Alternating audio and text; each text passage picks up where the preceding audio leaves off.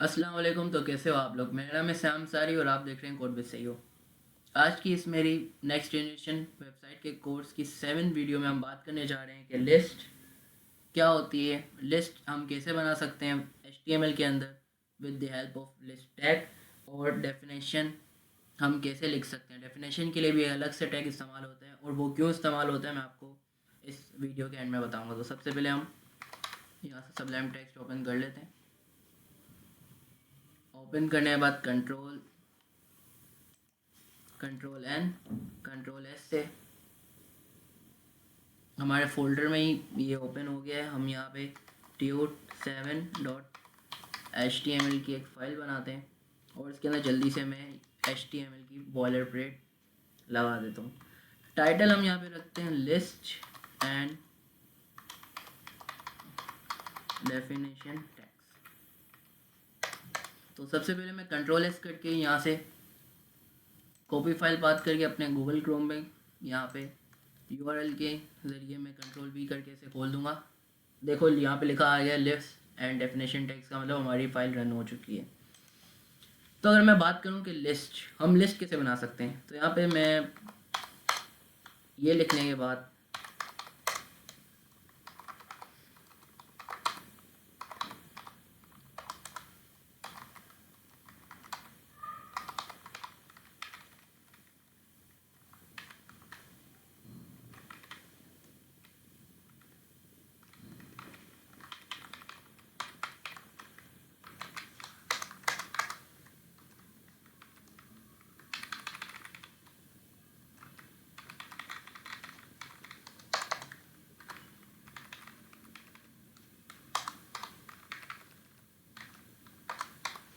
यहाँ पे मैंने दो चीज़ें बनाई हैं।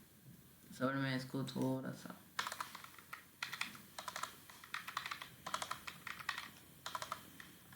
यहाँ मैंने दो चीज़ें बनाई हैं, एक तो UL और एक OL।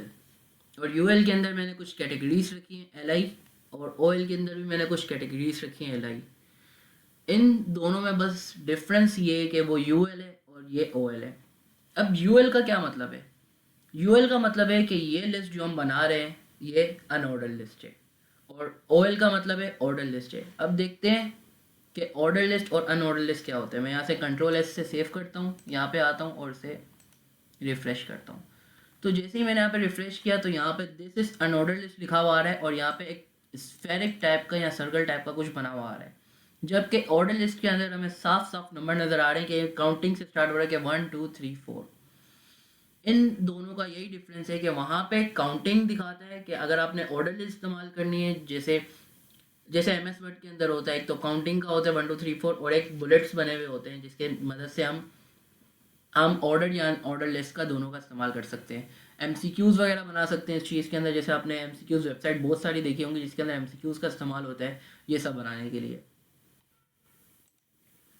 तो ये हो गई कुछ चीज़। अब मैं बताता हूँ कि हमने UL क्यों बनाया। UL के अंदर ही हमने LI को रखा है। UL हमें ये शो करता है कि UL एक हम UL के अंदर जितना भी बनाएंगे इसका मतलब है ये सारा एक लिस्ट का काम है। इसके अंदर हम सारी लिस्ट की चीज़ें रखेंगे जैसे LI, और LI जो है वो इसका सब टैग है आपके UL या OL का सब टैग है जिसके अंदर ये एक लिस्ट लिखता है, list item one list item लिखता है। जैसे वन, अगर हमने एक लिस्ट आइटम लिखना हो तो LI, फिर दूसरा लिखना हो तो दूसरा LI।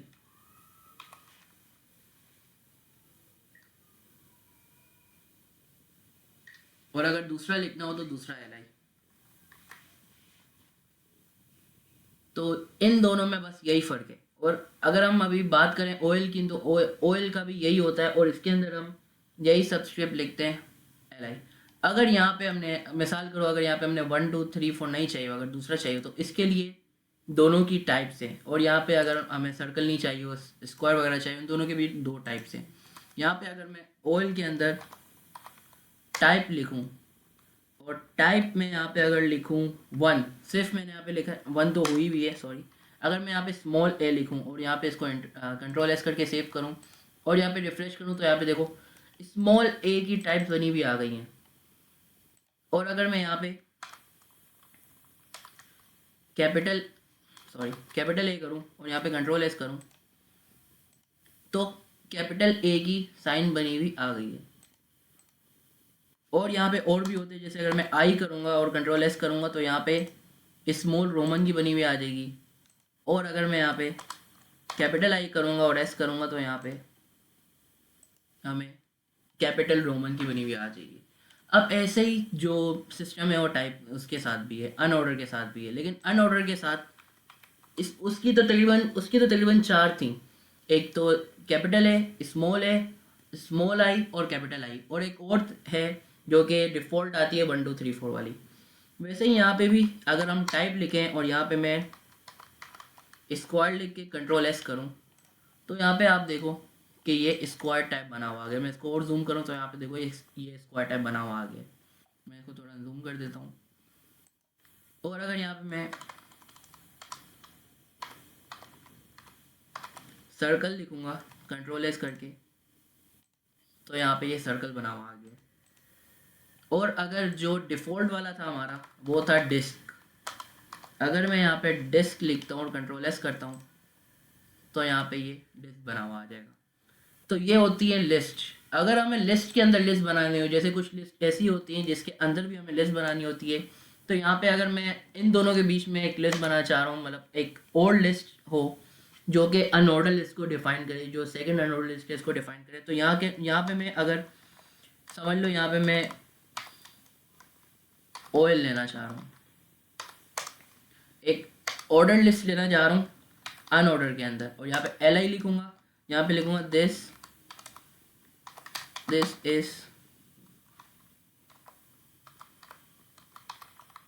ऑर्डर लिस्ट इन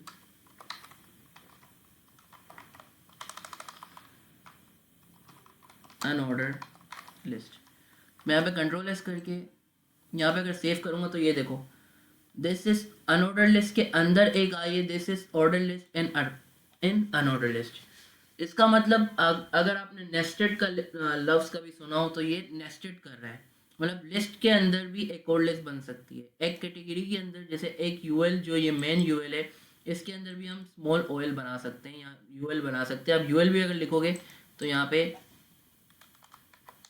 अगर मैं यहाँ पे यूएल लिखूँगा कंट्रोल एस करूँगा तो ये यूएल भी शो कर देगा। देखो अब ये अनऑर्डर लिस्ट बन चुकी है, ये कहलाती है लिस्ट। अच्छा अगर मैंने शायद आपको नहीं बताया कि कमेंट क्या होता है, तो मैं आपको ये बताता चलूँ कि कमेंट क्या होता है। कमेंट वो चीज़ होती है जो HTML एग्जीक्यूट नहीं करता। अगर मैं यहाँ पे पैराग्राफ लिखूँ, पैराग्राफ में कुछ भी ऐसा लिख दूँ, उसके कंट्रोल एस करूँ और यहाँ पे देखो ये अजीब सा कुछ भी लिखा हुआ आ रहा है, या फिर अगर मैं पैराग्राफ का टैग ना लगाऊं,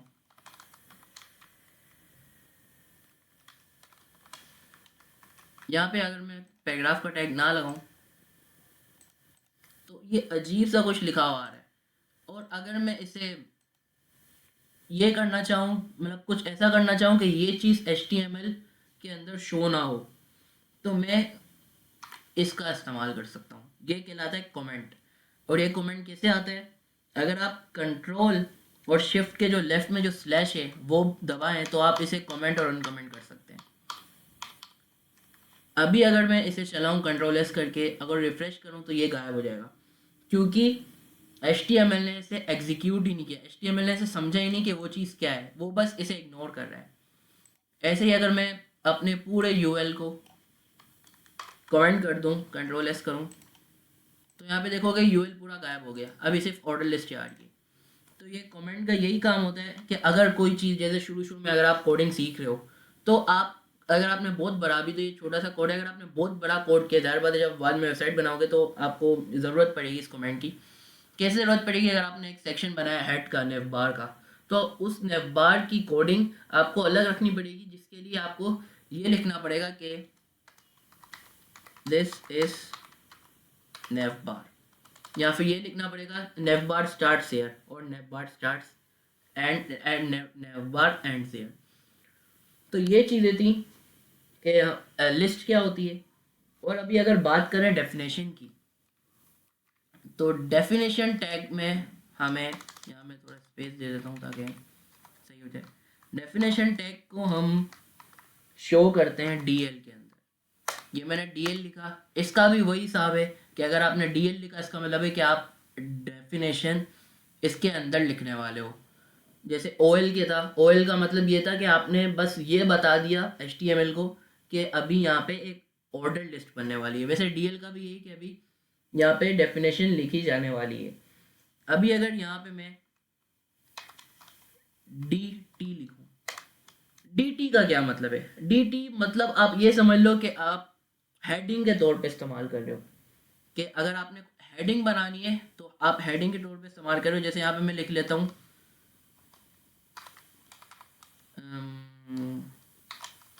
नाउन, और मैं इसे थोड़ा बोल्ड में लिखता हूँ ताकि ये थोड़ा सा अच्छा लगे और थोड़ा सा बोल्ड टाइप हो जाए,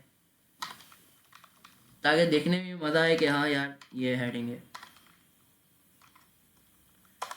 तो उसने खुद ही बंद कर दिया, सबलाइम टेक्स्ट में मैंने देखा नहीं था। यहाँ से Ctrl+S किया, अगर यहाँ पे मैं देखूँ तो ये नाउन बना हुआ आ गया बोल्ड में।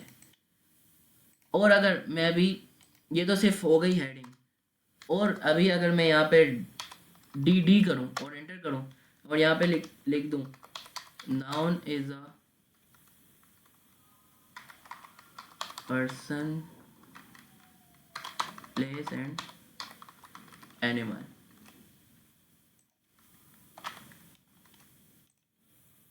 और यहाँ पे मैं तो ये पूरा एक डेफिनेशन की तरह आ गया है। मैंने इसे नहीं बोला कि यार आप यहाँ पे आगे स्पेस दो या कुछ नहीं। वैसे पैराग्राफ ये होता है कि अपनी स्पेस नहीं छोड़ता, लेकिन डेफिनेशन मैंने लिखा है तो डेफिनेशन का ये मतलब है कि आपको स्पेस वगैरह सब कुछ खुद छोड़ के देगा, ताकि आपकी चीज़ों में इजाफा हो, ताकि आपकी वेबसाइट की खूबसूरती में इजाफा हो।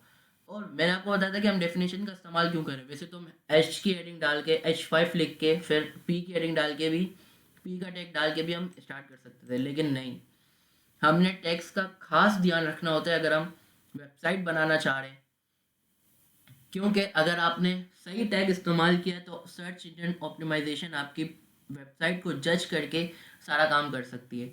अगर आपने सही से नहीं बनाई होगी तो वो जज करके सारा काम नहीं कर सकेगी। तो इसलिए मेन बात यही होती है कि वेबसाइट आप सही से टैग इस्तेमाल करें सारे, ताकि वेबसाइट आपकी रैंक हो सके और वेबसाइट आपकी सामने शो हो सके।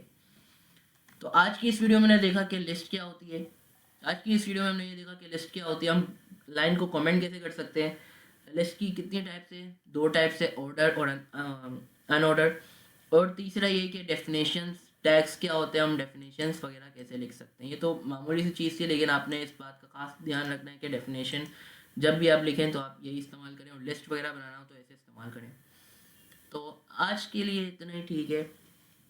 अगर आपने चैनल को सब्सक्राइब नहीं किया तो सब्सक्राइब कर दें, लाइक नहीं किया तो लाइक कर दें, और कमेंट ज़रूर करना, कमेंट करना नहीं भूलना।